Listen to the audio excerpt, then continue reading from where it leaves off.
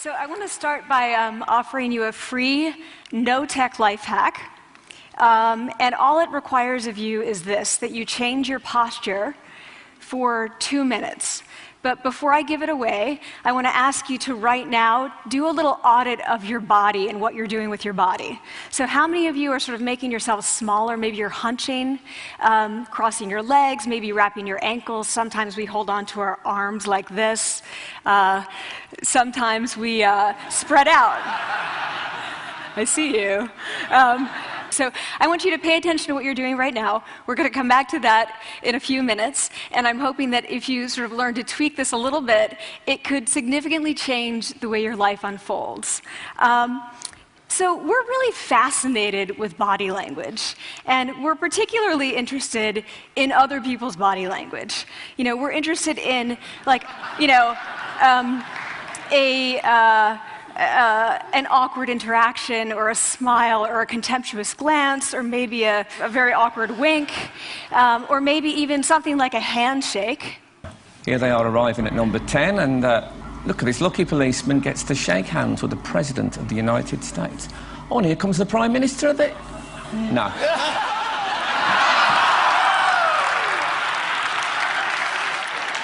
So a handshake, or the lack of a handshake, can have us talking for weeks and weeks and weeks, even the BBC and the New York Times.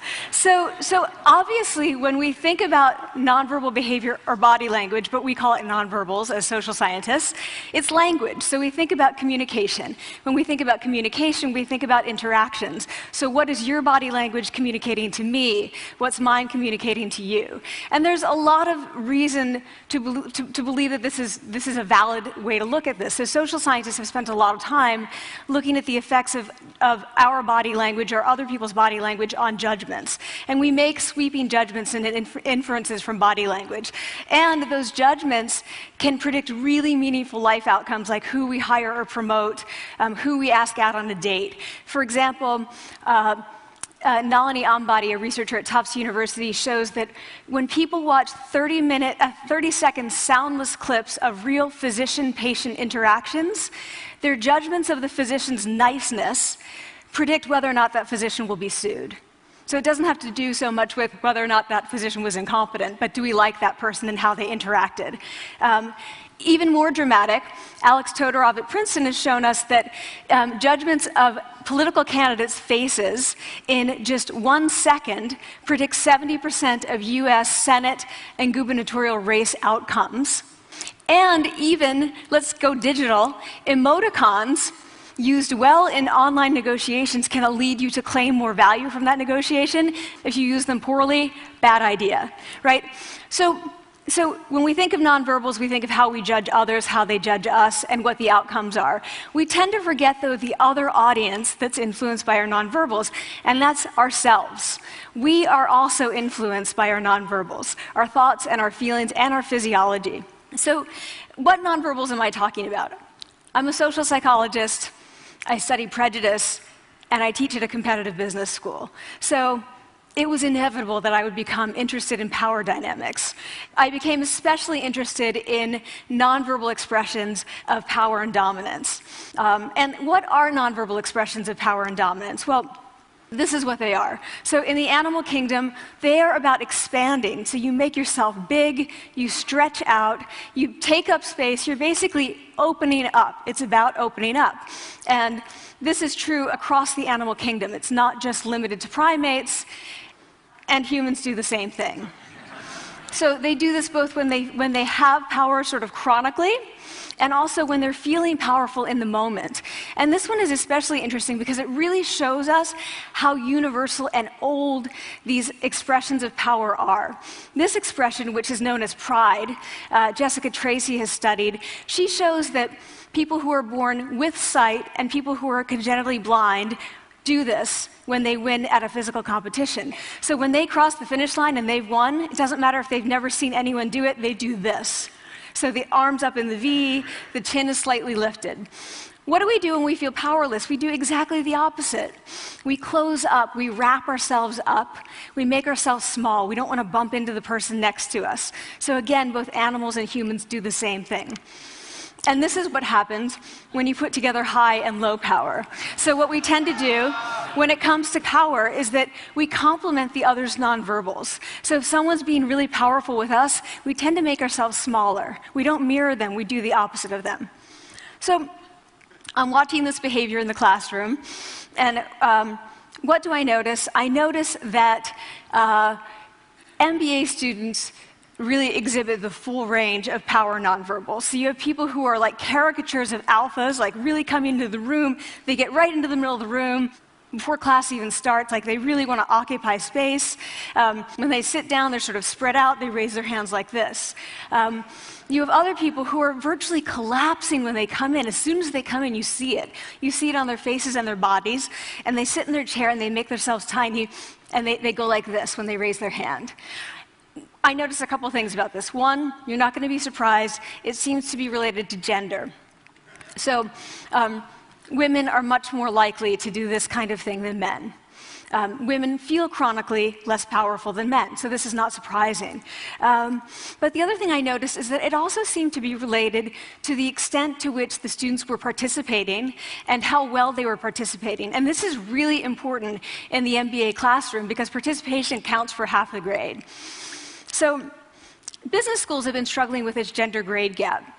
You get these equally qualified women and men coming in, and then you get these differences in grades, and it seems to be partly attributable to participation. So I started to wonder, okay, so you have these people coming in like this, and they're participating. Is it possible that we could get people to fake it, and would it lead them to participate more? So my main collaborator, Dana Carney, who's at Berkeley, and I really wanted to know, can you fake it till you make it? Like, can you do this just for a little while and actually experience a behavioral outcome that makes you seem more powerful? So we know that our nonverbals govern how other people think and feel about us. There's a lot of evidence, but our question really was, do our nonverbals govern how we think and feel about ourselves?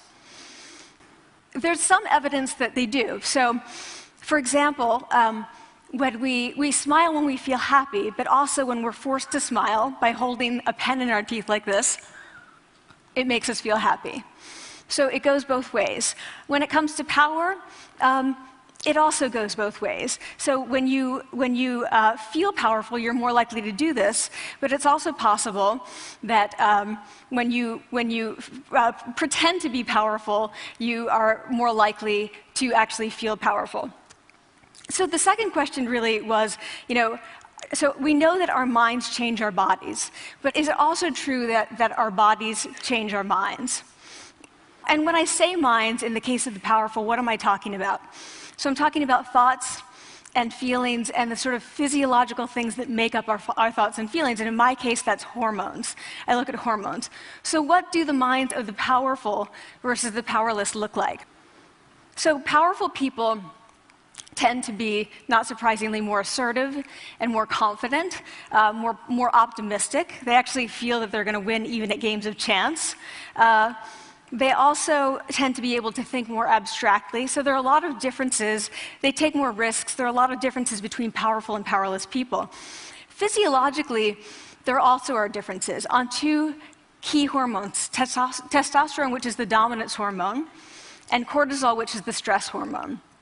So what we find is that high-power alpha males in primate hierarchies have high testosterone and low cortisol. And powerful and effective leaders also have high testosterone and low cortisol. So what does that mean? When you think about power, people tended to think only about testosterone because that was about dominance. But really, power is also about how you react to stress. So do you want the high-power leader that's dominant, high on testosterone, but really stress reactive? Probably not, right? You want the person who's powerful and assertive and dominant, but not very stress reactive, the person who's laid back. So we know that in primate hierarchies, if an alpha needs to take over, if an individual needs to take over an alpha role sort of suddenly, within a few days, that individual's testosterone has gone up significantly and his cortisol has dropped significantly. So we have this evidence, both that the body can shape the mind, at least at the facial level, and also that role changes can shape the mind. So what happens, okay, you take a role change, what happens if you do that at a really minimal level, like this tiny manipulation, this tiny intervention? For 2 minutes you say, I want you to stand like this, and it's going to make you feel more powerful. So this is what we did. We decided to bring people into the lab and run a little experiment.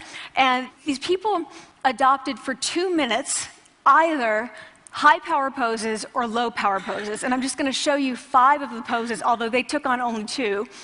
So here's one, couple more. This one has been dubbed the Wonder Woman by the media. Here are a couple more. So you can be standing or you can be sitting. And here are the low power poses. So you're folding up, you're making yourself small. This one is very low power. When you're touching your neck, you're really kind of protecting yourself. So this is what happens. They come in, they spit into a vial. We, for 2 minutes, say, you need to do this or this. They don't look at pictures of the poses. We don't want to prime them with the concept of power. We want them to be feeling power, right? So 2 minutes they do this. We then ask them, how powerful do you feel on a series of items? And then we give them an opportunity to gamble. And then we take another saliva sample. That's it. That's the whole experiment. So this is what we find. Risk tolerance, which is the gambling. What we find is that when you're in the high power pose condition, 86% of you will gamble. When you're in the low power pose condition, only 60%. And that's a pretty whopping significant difference. Here's what we find on testosterone. From their baseline when they come in, high power people experience about a 20% increase, and low power people experience about a 10% decrease. So again, 2 minutes and you get these changes. Here's what you get on cortisol. High power people experience about a 25% decrease, and the low power people experience about a 15% increase. So 2 minutes lead to these hormonal changes that configure your brain to basically be either assertive, confident, and comfortable, or really stress reactive, and feeling sort of shut down. And we've all had that feeling, right? So it seems that our nonverbals do govern how we think and feel about ourselves. So it's not just others, but it's also ourselves. Also, our bodies change our minds. But the next question, of course, is, can power posing for a few minutes really change your life in meaningful ways? So this is in the lab, it's this little task, it's just a couple of minutes. Where can you actually apply this, which we cared about, of course. And so we think it's really what matters, where you want to use this is evaluative situations, like social threat situations. Where are you being evaluated? Either by your friends, like for teenagers, it's at the lunchroom table. It could be, for some people, it's speaking at a school board meeting. It might be giving a pitch, or giving a talk like this, or doing a job interview. We decided that the one that most people could relate to, because most people had been through, was the job interview. So we published these findings, and the media are all over it, and they say, okay, so this is what you do when you go in for the job interview, right?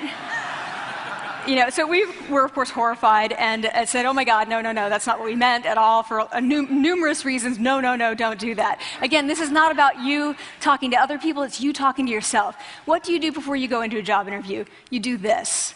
Right? You're sitting down, you're looking at your iPhone or your Android, not trying to leave anyone out. You're looking at your notes, you're hunching up, making yourself small, when really what you should be doing maybe is this, like in the bathroom, right? Do that, find 2 minutes. So that's what we want to test, okay? So we bring people into a lab, and they do either high or low power poses again. They go through a very stressful job interview. It's 5 minutes long. They are being recorded, they're being judged also, and the judges are trained to give no nonverbal feedback. So they look like this. Like, imagine this is the person interviewing you. So for 5 minutes, nothing. And this is worse than being heckled. People hate this. It's what Marianne LaFrance calls standing in social quicksand. So this really spikes your cortisol. So this is the job interview we put them through, because we really wanted to see what happened. We then have these coders look at these tapes, 4 of them. They're blind to the hypothesis, they're blind to the conditions. They have no idea who's been posing in what pose. And they end up looking at these sets of tapes, and they say, oh, we want to hire these people, all the high power posers. We don't want to hire these people. We also evaluate these people much more positively overall. But what's driving it? It's not about the content of the speech. It's about the presence that they're bringing to the speech. We also, because we rate them on all these variables related to sort of competence, like how well structured is the speech? How good is it? What are their qualifications? No effect on those things. This is what's affected. These kinds of things. People are bringing their true selves, basically. They're bringing themselves. They bring their ideas, but as themselves, with no, residue over them. So this is what's driving the effect or mediating the effect. So when I tell people about this, that our bodies change our minds and our minds can change our behavior and our behavior can change our outcomes, they say to me, it feels fake, right? So I said fake it till you make it. It's not me. I don't want to get there and then still feel like a fraud. I don't want to feel like an imposter. I don't want to get there only to feel like I'm not supposed to be here. And that really resonated with me because I want to tell you a little story about being an imposter and feeling like I'm not supposed to be here. When I was 19, I was in a really bad car accident. I was thrown out of a car, rolled several times. I was thrown from the car, and I woke up in a head injury rehab ward. And I had been withdrawn from college, and I learned that my IQ had dropped by 2 standard deviations, which was very traumatic. I knew my IQ because I had identified with being smart, and I had been called gifted as a child. So I'm taken out of college. I keep trying to go back. They say, you're not going to finish college. There are other things for you to do, but that's not going to work out for you. So I really struggled with this, and I have to say, having your identity taken from you, your core identity, and for me it was being smart, having that taken from you, there's nothing that leaves you feeling more powerless than that. So I felt entirely powerless. I worked and worked and worked, and I got lucky and worked and got lucky and worked. Eventually I graduated from college. It took me 4 years longer than my peers. And I convinced someone, my angel advisor, Susan Fisk, to take me on. And so I ended up at Princeton, and I was like, I am not supposed to be here. I am an imposter. And the night before my first year talk, and the first year talk at Princeton is a 20-minute talk to 20 people. That's it. I was so afraid of being found out the next day that I called her and said, I'm quitting. She was like, you are not quitting, because I took a gamble on you and you're staying. You're going to stay, and this is what you're going to do. You're going to fake it. You're going to do every talk that you ever get asked to do. You're just going to do it and do it and do it, even if you're terrified and just paralyzed and having an out-of-body experience until you have this moment where you say, oh my gosh, I'm doing it. I have become this. I am actually doing this. So that's what I did. 5 years in grad school. A few years, I'm at Northwestern. I moved to Harvard. I'm at Harvard. I'm not really thinking about it anymore, but for a long time I had been thinking, not supposed to be here, not supposed to be here. So at the end of my first year at Harvard, a student who had not talked in class the entire semester, who I had said, look, you got to participate or else you're going to fail, came into my office. I really didn't know her at all. And she came in totally defeated, and she said, I'm not supposed to be here.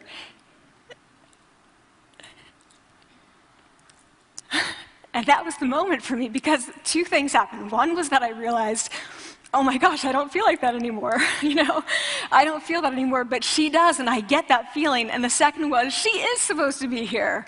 She can fake it, she can become it. So I was like, yes, you are. You are supposed to be here, and tomorrow you're going to fake it, you're going to make yourself powerful, and, you're going to...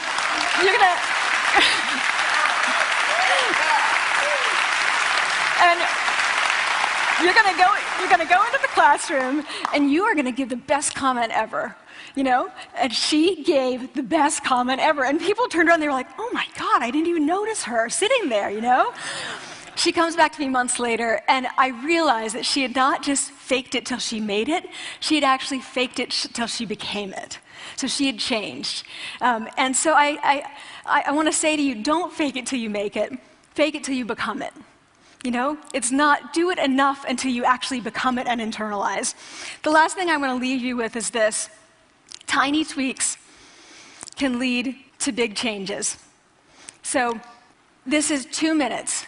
2 minutes, 2 minutes, 2 minutes. Before you go into the next stressful, evaluative situation, for 2 minutes, try doing this in the elevator, in a bathroom stall, at your desk behind closed doors. That's what you want to do. Configure your brain to cope the best in that situation. Get your testosterone up, get your cortisol down. Don't leave that situation feeling like, oh, I didn't show them who I am. Leave that situation feeling like, oh, I really feel like I got to say who I am and show who I am. So I want to ask you first, both to try power posing, and also I want to ask you to share the science, because this is simple. I don't have ego involved in this. Give it away. Share it with people, because the people who can use it the most are the ones with no resources and no technology and no status and no power. Give it to them, because they can do it in private. They need their bodies, privacy, and 2 minutes, and it can significantly change the outcomes of their life. Thank you.